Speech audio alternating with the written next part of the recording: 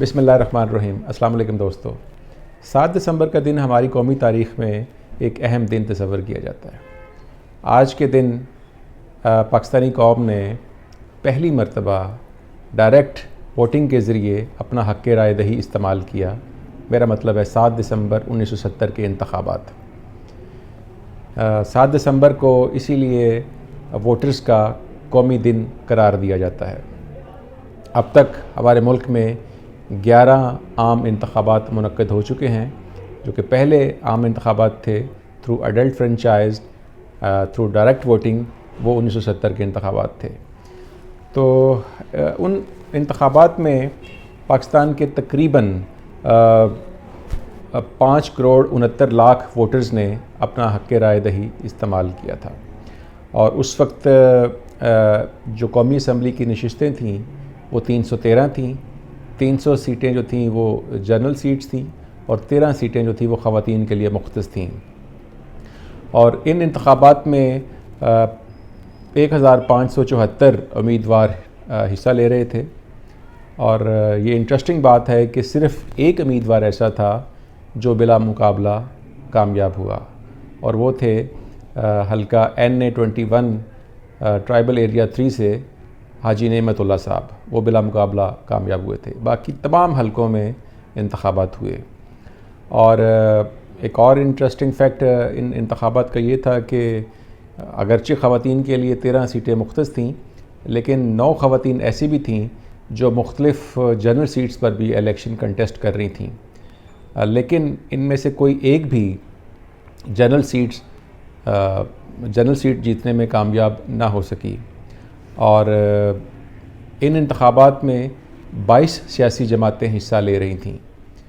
اور interesting fact یہ ہے کہ یہ پاکستان کی تاریخ کے ایک اہم اور یونیک انتخابات اس حوالے سے بھی تھے کہ ان انتخابات میں کوئی سیاسی الائنس نہیں بن سکا۔ تمام کی تمام 22 جو سیاسی پارٹیاں تھیں، پولیٹیکل پارٹیز جو تھیں، وہ اپنی جداگانہ حیثیت سے انتخابات میں حصہ لے رہی تھیں۔ اور ان انتخابات کا جو ٹرن آؤٹ ہے وہ 59.6% رہا پاکستان کی سطح پر، جبکہ اگر ہم صوبوں کی بات کریں تو جو سب سے زیادہ ٹرن آؤٹ رہا وہ پنجاب کا تھا، جہاں پر 68.7% ووٹرز نے اپنا حق رائے دہی استعمال کیا، جبکہ سب سے کم جو ٹرن آؤٹ تھا وہ صوبہ بلوچستان کا تھا، جہاں پر 40.6% ووٹرز نے اپنا حق رائے دہی استعمال کیا۔ تو یہ تو تھا آج کی دن کی مناسبت سے ووٹرز کے قومی دن کے حوالے سے ایک مختصر سا جائزہ۔ اب انتخابات کی اپنی کیا تاریخ ہے، الیکشن کی ہسٹری کیا ہے، ووٹرز کو دنیا بھر میں ووٹرز کو حق رائے دہی استعمال کرنے کا موقع سب سے پہلے کب ملا، اور بیلٹ کی کیا تاریخ ہے، بیلٹ پیپر کیا ہوتا تھا، بیلٹ باکس کیا ہوتا ہے، تو اس کے لیے ہم چلتے ہیں ایک اور کلپ کی طرف۔ ووٹنگ کے ذریعے اپنے پسندیدہ امیدوار کو منتخب کرنا یا اپنے ناپسندیدہ امیدوار کو ریجیکٹ کرنے کا جو حوالہ ہے، یہ ہمیں یونانیوں کی تاریخ سے یا ان کے جمہوری سسٹم سے جڑا ہوا ملتا ہے۔ کہا یہ جاتا ہے کہ 508 قبل مسیح میں یونان کے اندر یہ سسٹم ایمرج ہوا، اور وہاں پر نیگیٹو ووٹنگ کا کنسیپٹ تھا۔ اب نیگیٹو ووٹنگ سے مراد یہ ہے کہ اس وقت جو کینڈیڈیٹ کھڑے ہوتے تھے ان میں سے جو سب سے ناپسندیدہ امیدوار ہوتا تھا، جس کو لوگ پسند نہیں کرتے تھے، اس کو لوگ اپنے ووٹ کے ذریعے، بیلٹ کے ذریعے ووٹ زیادہ دیتے تھے، اور اگر وہ امیدوار جس کو لوگ ناپسند کرتے تھے ایک خاص تعداد سے زیادہ ووٹ حاصل کر لیتا تھا تو اس کو پھر ریاست سے 10 سال کے لیے جلا وطن کر دیا جاتا تھا۔ اچھا، اب سوال یہ ہے کہ قبل مسیح میں بیلٹنگ کیا تھی، اس وقت ووٹ کیسے کاسٹ کیا جاتا تھا؟ تو اس حوالے سے ہمیں جو چیزیں آرکائیوز میں ملتی ہیں، ڈاکومنٹس میں ملتی ہیں، وہ یہ ہے کہ اس وقت جو یہ پوٹری ہے، جو برتن ہوتے ہیں، ان کے جو ٹکڑے تھے ٹوٹے ہوئے، جسے ہم پنجابی میں ٹھیکریاں کہتے ہیں، ان ٹھیکریوں کے ذریعے وہ لوگ ووٹ کاسٹ کرتے تھے، اور اس کو ایک خاص اصطلاح دی جاتی تھی جس کو اوسٹرکا کہا جاتا تھا۔ اوسٹرکا کا معنی تھا کہ ایگزائل کرنا، ایگزٹ کرنا، جلا وطن کرنا، اور یہ اصطلاح اگر آپ ڈکشنری دیکھیں تو اس میں آپ کو مل جائے گی۔ اسی طرح اگر ہم تھوڑا آگے چلیں تو اگر ہم برطانیہ کی بات کریں، برطانیہ جسے ڈیموکریٹک انسٹیٹیوشنز کے حوالے سے ایک اسپیشل اسٹیٹس دیا جاتا ہے کہ وہاں کا جو سسٹم ہے، جمہوری نظام ہے، یہ بہت پرانا ہے، ویسٹ منسٹر کا جو سسٹم ہے یہ بہت پرانا ہے. تو برطانیہ میں جو ووٹنگ کا نظام متعارف ہوا وہ بھی بہت زیادہ پرانا نہیں ہے. 1780 میں وہاں پر یہ ووٹنگ سسٹم انٹروڈیوس کروایا گیا، اور ابتدائی طور پر یہ بہت لمیٹڈ تھا. اور اگر national archives, British national archives کی ڈاکومنٹس دیکھیں، اس میں کچھ آن لائن بھی اویلیبل ہیں، تو ہمیں اندازہ ہوتا ہے کہ 1780 میں یہ سسٹم وہاں پر انٹروڈیوس کروایا گیا. اور جو برطانیہ کا پارلیمانی نظام تھا وہ بھی کوئی بہت زیادہ ریپرزینٹیٹیو نہیں تھا. جو سیٹس ایلوکیٹ کی گئی تھیں مختلف شہروں کے لیے، مختلف دیہاتوں کے لیے، کاؤنٹیز کے لیے، وہ بھی کوئی بیلنس کرائٹیریا کے تحت نہیں کی گئی تھیں. ایک بہت بڑی مثال یہ ہے کہ مانچسٹر، لیڈز اور برمنگھم جیسے بڑے صنعتی شہروں کو ویسٹ منسٹر میں کوئی ایک بھی ایم پی کی سیٹ نہیں دی گئی تھی، جبکہ بعض چھوٹے دیہی علاقوں کو، چھوٹے قصبوں کو نمائندگی دی گئی تھی. مثال کے طور پر ڈانش کا جو علاقہ تھا وہ اس کی آبادی بہت زیادہ نہیں تھی، صرف درجنوں میں تھی، تو وہاں سے 2 رکن اسمبلی منتخب ہو کر ویسٹ منسٹر جایا کرتے تھے. جب فرانس میں انقلاب آیا تو پھر یہ سول لبرٹیز کی بات اور زیادہ زور سے، ڈیموکریسی کی بات اور ریپرزنٹیشن کی بات زور سے کی جانا شروع ہوئی. تو ایک کتاب ہے رائٹ آف مین، جس کے مصنف ہیں تھامس پین.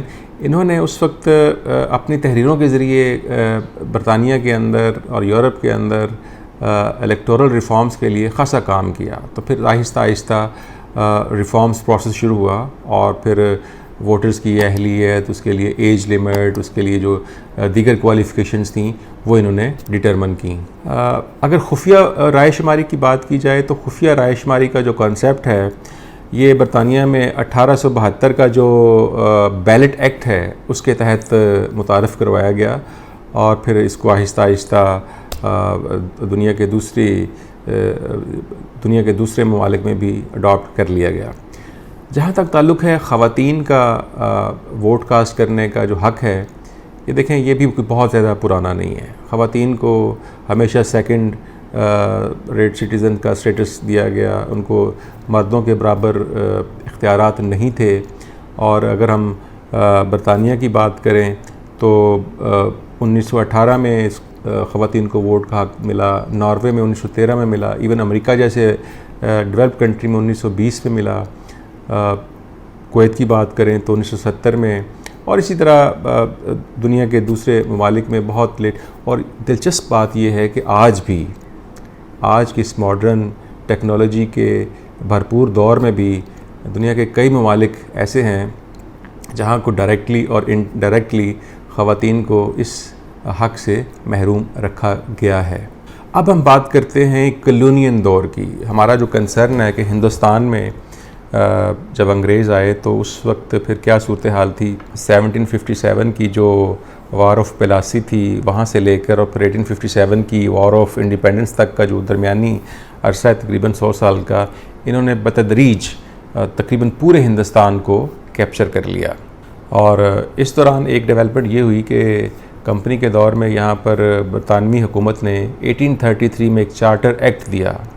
1833 کا جو چارٹر ایکٹ ہے اس میں ہمیں تھوڑی سی اسمیل نظر آتی ہے. یہاں پر لوگوں کو نامینیٹ کر کے نامزدگیاں دی گئی تھیں، اور پھر آہستہ آہستہ اس کو بڑھایا گیا اس عمل کو. لیکن ووٹ کا حق 1909 منٹو مارلے ریفارمز یا 1909 کا جو ایکٹ ہے، ہم سب جانتے ہیں، ہم پڑھتے آئے ہیں کہ جو مسلمانوں کی ڈیمانڈ تھی کہ انہیں سیپریٹ الیکٹوریٹ کا حق دیا جائے، اپنے نمائندے خود منتخب کرنے کا حق دیا جائے. اسی طرح پھر دوسری کمیونٹیز کو بھی یہ حق 1909 میں دیا گیا. 1919 میں ہمیں نظر آتا ہے کہ ایک ڈائارکی سسٹم ہے.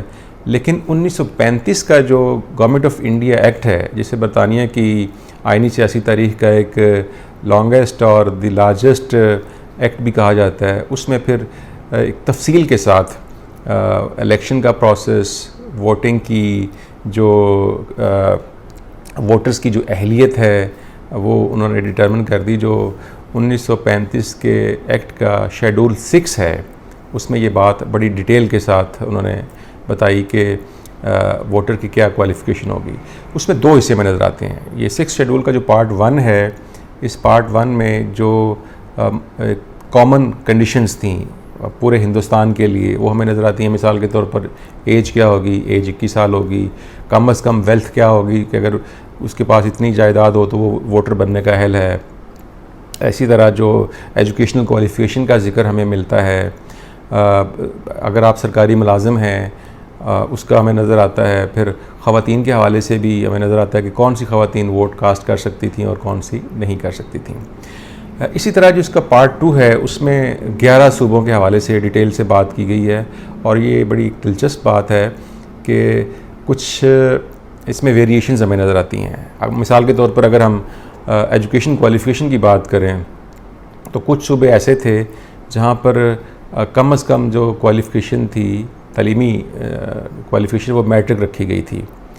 اسی طرح کچھ ایسے تھے جہاں پر اگر آپ مڈل پاس ہیں تو بھی آپ ووٹ کاسٹ کر سکتے ہیں, اور کچھ ایسے تھے جہاں پر پرائمری ہونا ضروری تھا یا کافی تھا, اور کچھ صوبے ایسے بھی تھے جہاں پر آپ صرف لٹریٹ ہوں تو آپ ووٹ کے لیے اہل قرار پاتے ہیں.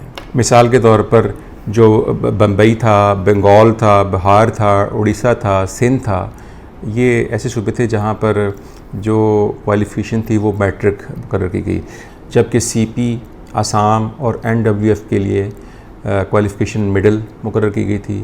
اسی طرح پنجاب اور UP کے لیے جو تھی وہ کم از کم پرائمری ہونا ضروری تھا, جبکہ جو مدراس تھا اس کے لیے تھا کہ آپ اگر صرف لٹریٹ ہیں, پڑھنا لکھنا جانتے ہیں تو بھی آپ ووٹر بن سکتے ہیں. اس کے ساتھ کچھ اور کنڈیشن بھی تھیں, اس میں بھی ویریشنز تھیں کہ ہر صوبے کے لیے جو آپ کے پاس لینڈ اونر ہونا ضروری تھا, جائیداد, اس کی جو جائیداد کی جو مالیت تھی یا جائیداد کے حوالے سے جو ایک سرٹن لینڈ ایریا تھا یا رقبہ تھا وہ بھی مختلف تھا مختلف صوبوں کے لیے.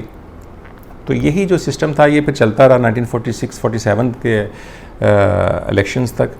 اور جب پاکستان بنا تو پھر پاکستان نے جو گورنمنٹ آف انڈیا ایکٹ تھا 1935 کا اس کو امینڈ کیا, اور 1947 کا جو انٹرم کانسٹیٹیوشن ہے وہ ہم نے اڈاپٹ کیا. ہماری جو فرسٹ کانسٹیٹیوئنٹ اسمبلی تھی اس نے اس ووٹنگ کے جو آسپیکٹس تھے, جو شرائط تھیں, ان کو کچھ تھوڑا سا ریلیکس کر کے یہاں پر امینڈمنٹ کے ذریعے امپلیمنٹ کیا. تو پاکستان بننے کے بعد یہاں پر جو 4 صوبائی انتخابات ہوئے, 1951 میں پنجاب اور NWFP میں, 1953 میں سندھ میں, اور پھر 1954 میں جو ایسٹ بنگال میں الیکشن ہوئے. یہ پھر اسی 1935 کے ایکٹ کو امینڈ کر کے 47 میں جو ہم نے ایک انٹرم کانسٹیٹیوشن بنایا تھا اس کے تحت ہوئے تھے. اس میں ظاہر ہے کہ وہی شرائط تھیں کم و بیش جو کہ انگریزوں کے دور میں تھیں. عمر کی حد 21 سال, اسی طرح جو سرکاری ملازمت کے حوالے سے آپ کو ووٹ کا حق دیا گیا تھا. پھر کچھ پراپرٹی کا بھی ذکر تھا اس میں, لیکن ان شرائط کو تھوڑا نرم کیا گیا تھا. اور یہ سارا سلسلہ چلتا رہا. پھر جو ایوب خان کے دور میں BD ممبرز کے الیکشن ہوئے ان میں بھی, اور پھر صدارتی انتخابات میں بھی. بعد میں جب 70 کے الیکشن ہوئے تو وہ پھر یحییٰ خان کے لیگل فریم ورک آرڈر جسے ہم LFO بھی کہتے ہیں اس کے تحت منعقد ہوئے. پھر بعد میں ظاہر ہے کہ 73 کا کانسٹیٹیوشن بنا, اس میں پھر ہم نے ایک پورا الیکشن کا پروسیس اور ووٹر کی جو ایج اور شرائط کا ذکر ہمیں نظر آتا ہے. پاکستان میں پھر 2002 میں آ کر پرویز مشرف کے دور میں ایک صدارتی آرڈیننس کے ذریعے جو ووٹر کی ایج ہے وہ 21 سال سے کم کر کے 18 سال مقرر کی گئی. یہ ایج جو ہے یہ اگر آپ دنیا کے مختلف ممالک کو تھوڑا سا دیکھیں, ایون ویب سائٹس پر بھی اور انٹرنیٹ پر بھی, تو آپ کو نظر آتا ہے کہ کہیں پر آپ کو ایج 21 سال نظر آتی ہے, کہیں پر 19 سال, کہیں پر 20 سال, کہیں پر 18 سال, اور کچھ ممالک ایسے ہیں جہاں پر ووٹر کی ایج آپ کو 16 سال بھی نظر آتی ہے. اگر ہم امریکہ کی بات کریں تو امریکہ میں پہلے ووٹر کی ایج جو تھی وہ 21 سال ہی تھی, لیکن ویتنام کی جنگ کے دوران انہوں نے بھی ووٹر کی ایج 21 سال سے کم کر کے 18 سال کی, کیونکہ جنگ کے دوران ایک بہت پاپولر نعرہ تھا کہ اگر جنگ لڑنے کے لیے 19 سال کافی ہیں, مرنے کے لیے 19 سال کافی ہیں, تو پھر ووٹ ڈالنے کے لیے 18 یا 19 سال کیوں نہیں. تو پھر وہاں پر بھی ایج کم کر دی گئی تھی.